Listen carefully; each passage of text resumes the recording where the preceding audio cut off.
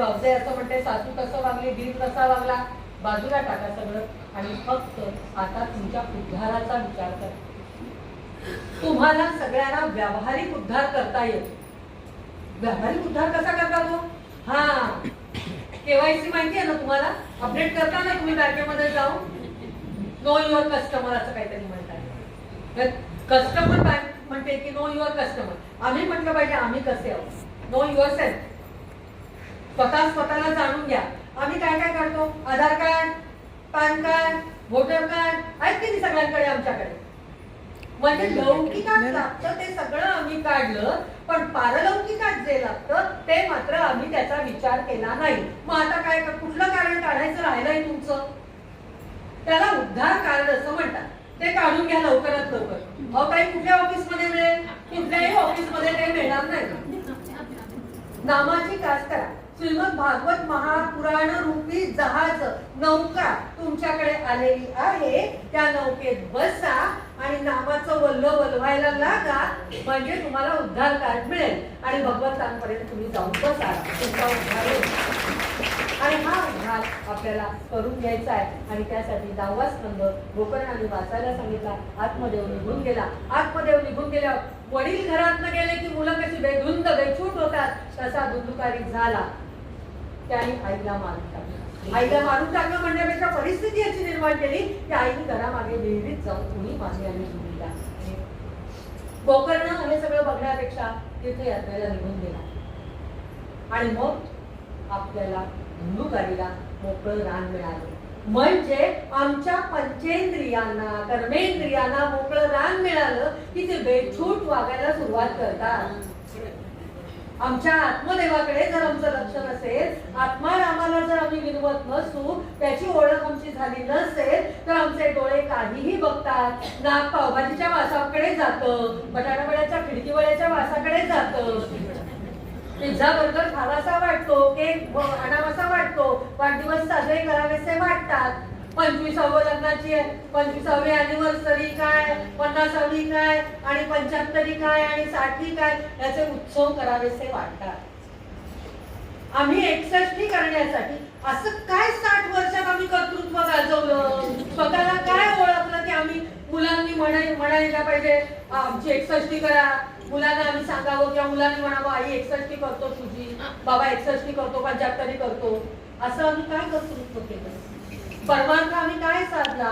स्वार्थही आम्ही साधला नाही. जर आम्ही स्वतःला ओळखलं नाही, स्वस्वरूपाची ओळख करून घेतली नाही, तर आम्ही आमचा स्वार्थच साधला नाही. आमचा स्वार्थ जर आम्हाला साधता येत नसेल, तर आम्हाला परमार्थ साधता येईल का? म्हणून समर्थ सांगतात, प्रपंच करावा नेटका, मग घ्यावे परमार्थ विवेक. प्रपंच नेटका करायचा म्हणजे काय? देहाचा प्रपंच आधी नेटका करायचा आहे. प्रपंच म्हणजे मुलं बाळ, संसार, अडका, पैसा, हा प्रपंच असं त्यांचं म्हणणं अजिबातच नाही. आमच्या देहाचा जो प्रपंच आहे, त्यात जो आत्माराम राहतो आहे, त्याची ओळख करून घ्या. स्वार्थ साधा, स्वतःला ओळखा की मी कोण आहे, कुठून आलो, कुठे जायचंय. आणि जेव्हा कुठे जायचंय, डेस्टिनेशन मला कळलं ना एकदा की मग कळणार आहे तिकीट माझ्या खिशातच आहे. कळलंय मला त्या आईकडे जायचंय, परमात्मा तत्वाकडे जायचंय. ती माझी आई आहे, तो माझा बाप आहे. मग मला माझ्या आई वडिलांकडे जायचं असेल तर हा देह सोडताना मला दुःख होईल का? मला आनंद होईल ना? मरण, अरे केव्हा एकदा मरण येतंय तेव्हा हा देह मी टाकते आणि माझ्या आई वडिलांना, बाहेर जाताना आपल्याला होतो ना स्त्रियांना आनंद, आई वडील भाऊ बहीण त्यांना भेटायला जायचंय.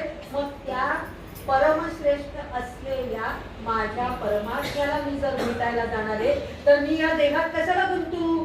माझी मुलं, माझी बाळं, माझा नवरा, माझी पत्नी, माझं घर, माझं दार, माझा पैसा, माझा अडका, माझी पैठणी, माझा नेकलेस, माझी आणि काही कशाला हवंय हे? माझं जन्माचं ओझं सोडा सगळं.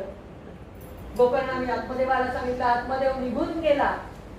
त्यांनी आपला स्वार्थ उत्तम साधला, तसा आपल्याला साधायचा आहे. धुंदुकारी बेधुंद झालेला आहे आणि त्याच्या 5 पत्न्या म्हणजे आमची वेश्या त्यांनी आणलेल्या आहेत. वेश्या असं आपण म्हटलं, अरे अरे वाईट वाईट, आमच्याकडे आमच्या वेश्या आहेत, तुमचे डोळे तुमचे कान, तुमची वाणी, तुमचे हात, तुमचे पाय हे सगळे तुमच्या वेश्या आहेत.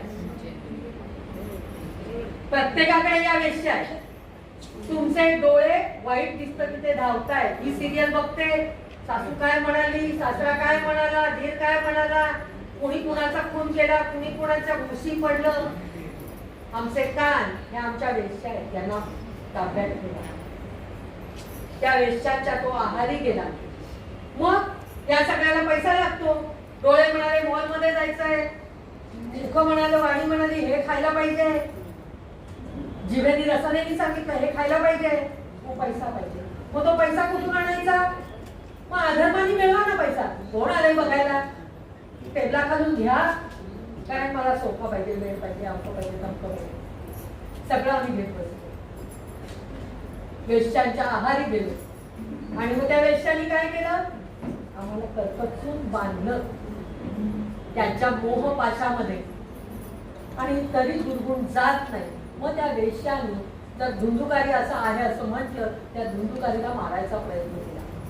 कारण तो राज्य कोशावर तो दरोडा घालतो, कारण पाहिजे म्हणजे कुठं तरी चोरी लबाडी लाडी लबाडी करायला पाहिजे. तो पैसा भरपूर आणतो. त्या 5 वेश्या तो सगळा पैसा वाटून घेतात आणि त्याला मारतात, तरी तो मरत नाही. मग घरातच एक खड्डा खणतात, त्याला त्या खड्ड्यात टाकतात, त्याच्या मुखामध्ये जळते कोळसे टाकतात आणि वर माती लोटून देतात आणि हा धुंदुकारी बनतो. मग आम्ही असे मोह पाशात गुंतलेले ज्या वेळेला मरतो ना, त्यावेळेला आमचा जीवात्मा